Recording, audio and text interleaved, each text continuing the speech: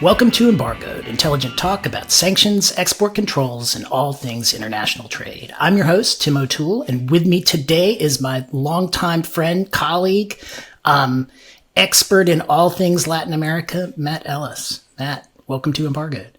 Tim, thank you for the invitation. This is so exciting to participate with you on this well-regarded, well-known podcast series. Well, you know, I've been wanting to have you on forever, and we've known each other forever, so it is about time that we can sit down and talk about all the things. I want to pick your brain about all the things you know about Latin America and cross-border investigations in Latin America. You have become just kind of the go-to person in Latin America, and so let's talk about what's happening there. Definitely. Well, it just so happens that the Trump administration has decided that this region is a priority, whether it's immigration, fentanyl, organized crime, China presence, loss of jobs from the United States to the region. I mean, everything seems to go back to Latin America for this administration. Yeah, it's been really interesting to watch because I would say, you know, in the trade space, we had seen some designations of drug organizations in Latin America.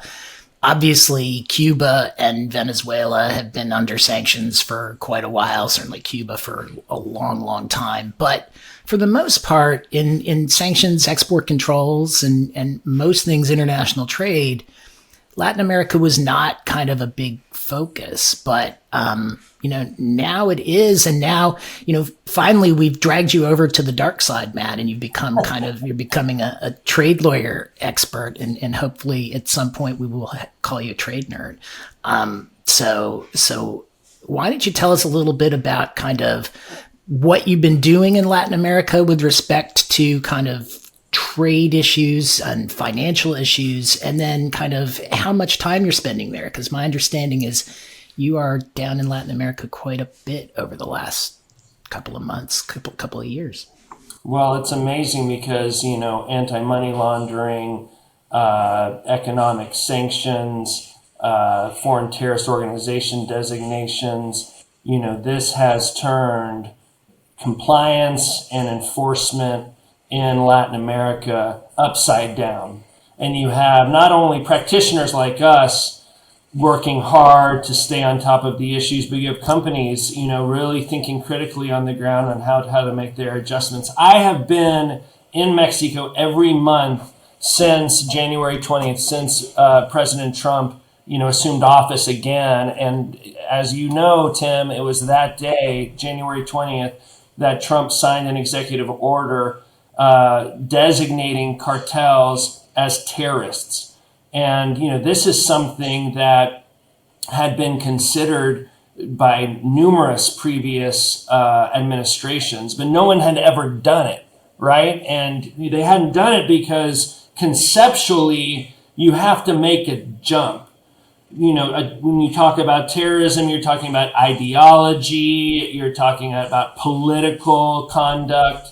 When you're talking about cartels, especially Mexican cartels, these are commercial organizations. So, there is somewhat of a disconnect there.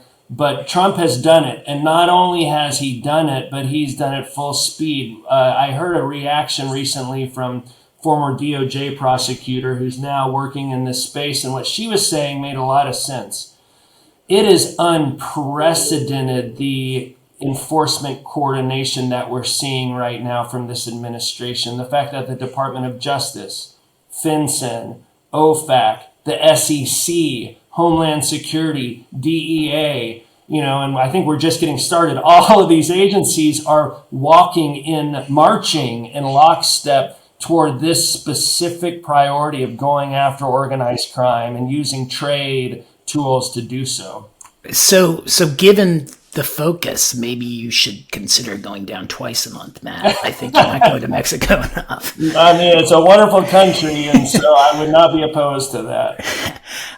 So one of the things that I wanted to talk about is that a lot of this ties into, I think President Trump, even as early as the 2016 election, was focused on fentanyl. But in the first administration, I think there was some difficulty in kind of getting things off the ground. And so this one, it sounds like he hit the ground running with an executive order on day one that essentially targeted the cartels, but targeted them in a way that dealt with fentanyl. And he also had some new tools at his disposal because Congress had passed the Fend Off Fentanyl Act. Yeah. And so why don't you talk a little bit about the order that came out, I think it was back in July, that targeted some of the banks in Mexico under the Fend Off Fentanyl Act and has, I think, made a big commotion with respect to the administration's focus. Yeah, so this is when January 25th is when things dramatically changed. Before that, you had designations of certain cartels as foreign terrorist organizations, which, as we know, serves to implicate the Anti-Terrorism Act and give, as you say, broader powers, broader authorities to the federal government to proceed against cartels involved in fentanyl. But during that period, April, May, what we really were seeing out of OFAC and out of FinCEN and out of the Department of Justice were enforcement actions against like the bulk cash smugglers, right? And the cartel leaders and their affiliates. Harder to get people's attention here in the U.S. with that, even though, the people who are targeted you're going to get their attention, but it doesn't, when you have a legit company, you're not thinking, okay, I should be concerned by those designations. Yeah, and then you have lawyers like us down in Mexico saying, wake up, this is coming, the tide is coming, watch out. And I was literally hearing like, Matt, you sound like a ambulance chaser. Like, should we expect to see your picture on a billboard? This is what I was hearing, right? From U.S. clients with presence in Mexico and from the big grupo, You should think about that, though, Matt. I think, a good billboard. Strategically placed. Right at the border. Exactly. Right in the Mexico airport. Maybe. Exactly. But then FinCEN utilized these new laws, Fend Off Fentanyl Act, to issue sanctions against 3 Mexican financial institutions. And these aren't just, rinky-dink, cash transmittal entities. These are legitimate players in the Mexican economy with legitimate owners and, high-profile people on the board. These are like big players. Multi-billion-dollar banks, basically. Massive entities, right? That a number of companies are utilizing for trustee services, et cetera. And apparently FinCEN has access to information suggesting that these entities are primary money laundering concerns, that they're apparently allegedly providing services to cartels to facilitate fentanyl trafficking. And this is a perfect example of an extraterritorial measure, right? Something we would see in a secondary sanction, or, how do you get at a non-U.S. entity when there's limited nexus, and how do you still punish them? And it's similar to one of the tools that OFAC has used for a long time. And you mentioned secondary sanctions. I mean, essentially, when OFAC wants to take action against a company or an entity or an individual that it thinks is interfering with U.S. foreign policy concerns, it will cut them off from the U.S. financial system. And that is essentially what happened to these banks, is that using the Fend Off Fentanyl Act, they can't transfer money to or from the United States, which is a big deal. Covered financial institutions can't transmit money. And look, perhaps it's a big deal for Middle Eastern financial institutions. It's a really big deal for a Mexican financial institution, given how integrated our economies are. I mean, it's the type of measure that essentially could serve to cripple these entities. And so that immediately caused not only these 3 financial institutions, but other banks and other players in the Mexican market to wake up and say, wait a second, what is going on here? Should we be worried? And everything changed on June 25th. Yeah. So that was the wake-up call. But before the wake-up call, there were a lot of FTO designations. Why don't you talk about, so you had President Trump's order as soon as he takes office. And then pursuant to that order, a lot of cartels in Mexico were designated as terrorists. Yep. Secretary of State Rubio then in February designated 8 Latin American entities, cartels, gangs as terrorists. 6 of those had presence in Mexico. The majority of those were major Mexico players, right? And we've mapped this. Just go to the Miller and Chevalier website and you can see, the heat maps and the presence maps of designated cartels in Mexico. And, you add that to the fact also that cartels permeate the Mexican economy in ways that are highly sophisticated, highly creative, highly hidden. And so with those designations, you have this new risk. And then since then, there's been this constant stream of rollout. We just had 2 new Ecuadorian entities designated. We just had Barrio 18, which has Central American presence designated. We had Haitian entities designated. And so there's this sense that this slow rollout of FTO designations in the region will only continue. And frankly, companies in other jurisdictions in South America and Central America are watching and wondering what happened in Mexico. Should we expect something similar down here? So let's go back to Mexico a little bit. So you mentioned the Miller and Chevalier map. And when you look at the map, it's basically the whole country, right? So if you look at what regions of Mexico have been affected by these designations, it's really hard to find one that has not been affected by these designations.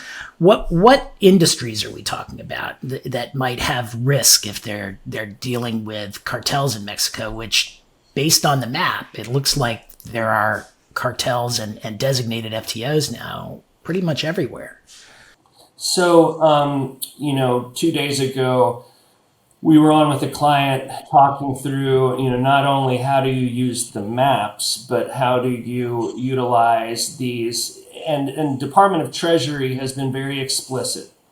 When Andrea Gacki spoke to Congress a month ago, her testimony was, look, not only are we seeking to sanction responsible entities, we're also seeking to give red flag guidance to the markets, to educate the markets. And so, as you say, a lot of the information that's coming out of the U.S. government relates to what sectors are relevant, what parts of the country are relevant. And so those sectors, just so you know, what we're seeing is, oil and gas, the huachicol, diesel, illegal trade of diesel, which cartels are very involved in Mexico. We're seeing tourism. Tim, I know you've had your own personal run-ins in tourist parts of Mexico with questionable I just have my suspicions, and they predate any of the FTO designations with respect to some of the cabs in some of the places in Mexico. But agriculture, even technology, telecommunications infrastructure. And so what this means for companies operating on the ground, how can they utilize these growing sets of data sets? The real challenge now for a company is modifying its third-party due diligence program. So the program is not only focused on corruption risks or, prohibited party OFAC risks, but also begins to respond to cartel infiltration risks. So that means new filtering, new segmentation. So you have a defensible and a reasonable strategy so that you're doing your deep dives on entities that really could have cartel exposure. In that aspect, multi-layering sectors and what type of operations you have and what type of clients you have with the map, right? With cartel presence. That is what helps you devise a due diligence strategy which begins to make sense. Yeah, and I think the risk here for these companies is that they'll wind up where the 3 banks wound up. So you've got Cibanco and Intercom and Vector, and those banks they were the subject of a certain, a remedy that had just been created in the Fend Off Fentanyl Act, where they were essentially cut off from the U.S. financial system. For other companies, it may be the risk of designation for providing material support to terrorists. There's even potential a criminal angle to this. And you mentioned, Matt, that DOJ has been coordinating with all of these entities. I mean, material support for an FTO is a federal crime. It also has pretty broad extraterritorial jurisdictional provisions written right into that federal crime at this point. And so for companies in Mexico that wind up actually dealing in their everyday transactions with cartels, there can be serious implications in the U.S., including criminal implications. And so if you don't have these sorts of compliance procedures, you are at risk of that. If you do have these sorts of compliance procedures, you're still at risk of dealing with the cartels because they're everywhere. But as you said, Matt, like what you're trying to do is make sure that you've got something in place that's defensible. And that I mean, you're really trying to prevent the problem. But to the extent that the problem is, almost unpreventable to 100% success rate, you're trying to at least prevent it as much as you can and have procedures in place that are the best that you can do. Completely. I mean, if you want to fully de-risk, you need to get out of Mexico, right? But companies aren't going to do that. So the second best option is to identify the risk, analyze the risk and how it specifically might touch your organization, and begin to take steps to mitigate that risk. Show that your company is modifying its behavior to respond to these new risks. And we do feel that companies that are doing that in a good faith, reasonable way are the ones that will be able to fend off enforcement down the line. You could put that on your billboard. Fend off. Fend off the FTO liability. The question is, what is the phone number going to be? Don't use mine. Just say that. But right in like the CDMX airport, I think would be a good location for that billboard. Exactly. All right. Well, anything else about Mexico? Because if not, we can turn to some of the other places in Latin America that seem to be the target, although not as aggressive targets of kind of some of these same sorts of multi-agency U.S. enforcement. I think the only thing to add is, companies really need to be aware that the Mexican government is moving in this direction as well. Yeah, I'm really glad you raised that point. I know when we were there a couple months ago, my sense on the ground was that the people in Mexico were kind of cautiously supportive of this. I mean, look, we didn't get a representative sample, but the sense that I got in, at least anecdotally, was people don't like the cartels and the fact that the cartels are so kind of enmeshed in Mexican society, but they've always taken it as a given that there's nothing that can be done about it. And to the extent that the U.S. is trying to do something, I think that the sense that I got was that people were like, well, we wish you well. We hope it works. They also, there was this mixed feeling because the U.S. intervention in Mexico has, maybe not the proudest history in the world. So that was there too. But I think on the whole, if the U.S. and Mexican governments can work together to get cartels either out of Mexico or to vastly reduce their influence in Mexico, that would be a relatively popular measure, was the sense that I got.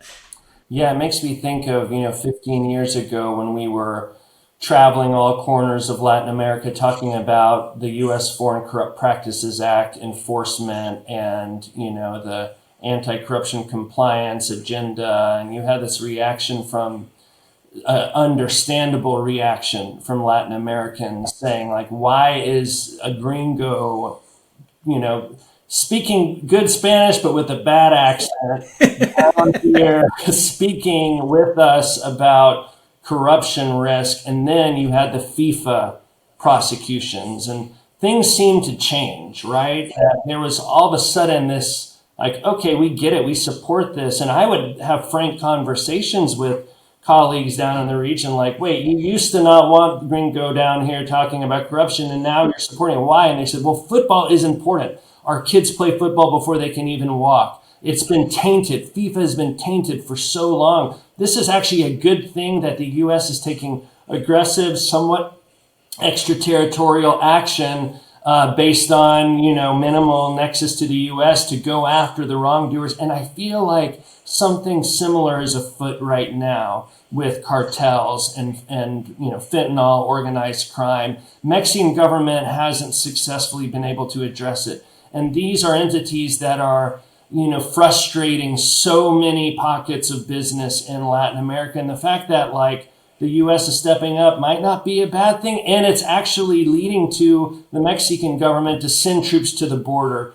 to, deploy its financial intelligence unit to collaborate with the U.S. government, to do its own investigations. This might not be a bad thing. That's what we're hearing. Yeah, we'll see. I mean, my sense is that there's a lot of coordination on these issues between the U.S. and Mexican governments. And so, if they can work together, I think that reduces the risk that this is seen as kind of Gringo coming in and telling the Mexican people what to do, and that it is a joint effort. So we'll see how that plays out. On that point, Tim, when Andrea Gacki made her address to Congress a month ago, and these FinCEN orders have been postponed twice.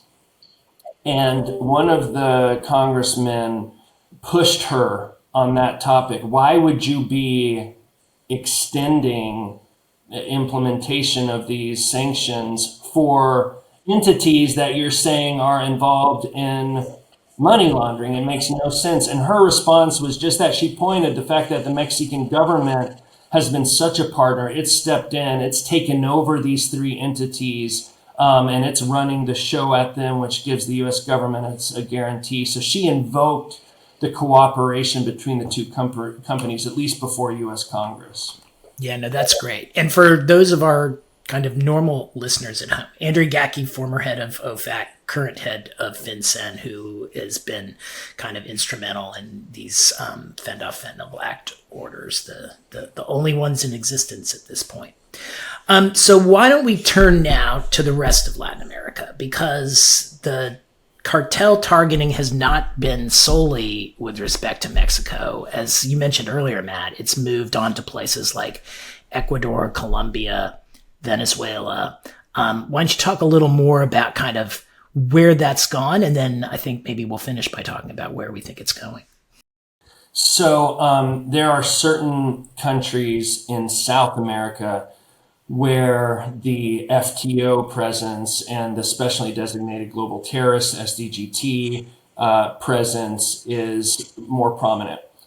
Colombia, historically, for obvious reasons, that's where the Chiquita banana case came out of. That was an SDGT case, although the entities were later designated as FTOs. Ecuador now has 3 entities designated as FTOs. And if you look at our map, you will see that basically accounts for a good amount of the country. So those are 2 countries that are now higher risk for companies operating and potential support, material support or dealings with designated entities.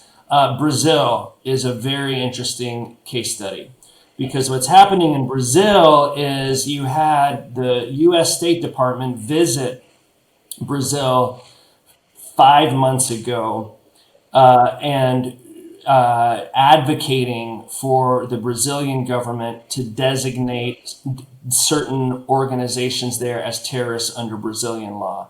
And the Brazilian government rejected the pressure, the request. But what the Brazilian, because it wasn't consistent with Brazilian law. But what the government has since done, without any apparent involvement of U.S. authorities, is begin to pursue PCC, which is one of the 2 major organized crime outfits in the country, and has launched a very significant and high-profile investigation that's identified PCC involvement in the ethanol energy space and in the financial services space. So it is PCC using a very sophisticated infiltration of legitimate sectors in order to launder money. And what is interesting to me is, why now? Like, why has the Brazilian government already stepped up now? And there are theories that it's part of this larger push led by the U.S. government to begin to go after organized crime. And so, that's happening. Actors in South America are watching and wondering, how is this going to go? Are we going to see even more designations? Are we going to see even more local enforcement? Is the U.S. government going to get involved in, the PCC and other local enforcement activity? So things are beginning to wake up. Mexico is the hotspot. Let's not forget that. And I've had DOJ prosecutors tell me point blank that the game is in Mexico. I've had others who are really on the inside saying, hey, don't be surprised if this grows. All right. So it sounds like now where we're at is what's next. So let's look into the crystal ball, and you're going to tell us what's going to happen in each of these Latin American countries over the course of the next few months, and then, informed by your knowledge of being there quite a bit. Okay. On the U.S. side, we have seen, as I said, this unprecedented push in enforcement coordination and some initial enforcement actions that are notable and have served to wake up the Latin American, these markets. I think now there will be a slowdown in the near term, because you have the U.S. agencies now needing to determine who is going to take the lead. Will it be the National Security Division within the Department of Justice? Will it be the FCPA unit, given that with the FCPA guidelines that were published on June 9th, FCPA enforcement has now in part been tied to cartels. So will it be at the FCPA unit? Will it be U.S. attorneys' offices out of Texas, out of Miami, out of New York, who are taking the lead? We remember that the Attorney General Bondi's first memo, where she coined the phrase total elimination of cartels. That's the goal, right? And one of the things she did in that memo was seek to break down administrative barriers and free up U.S. attorneys' offices to pursue these cases. So and then you have the Department of Treasury. How does it relate to the U.S. Department of Justice? Where does the SEC come in? We saw this very interesting development in August, where the SEC issued targeted inquiries to a publicly traded in the U.S. Mexican entity that had disclosed in its 20F filing that it faced FTO risk. And then SEC came back and said, tell us more. So SEC is getting into the game. So the larger point is this.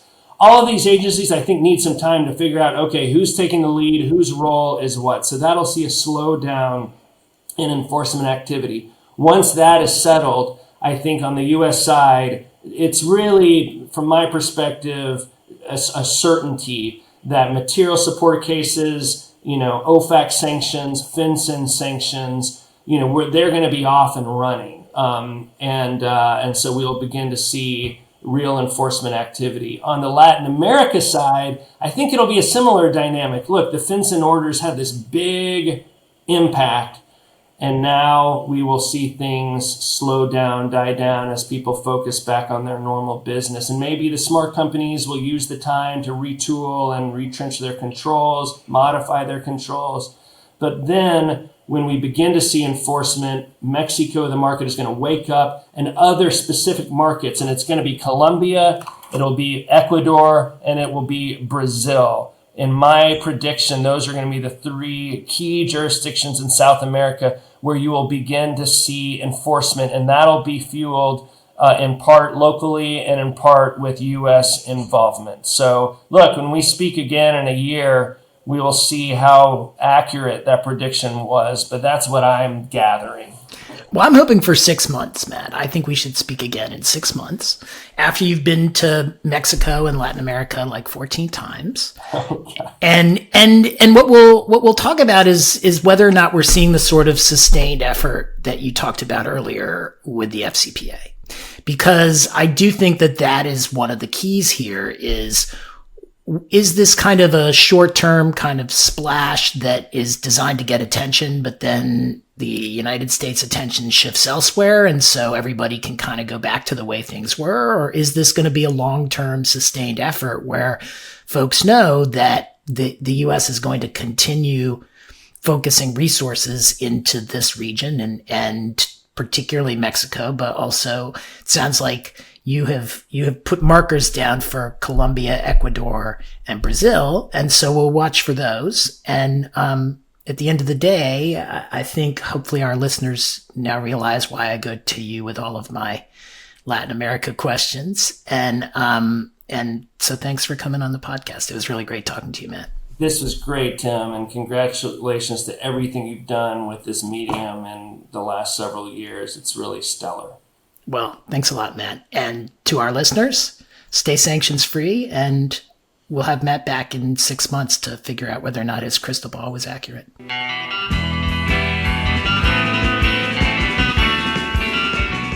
Produced by Heartcast Media.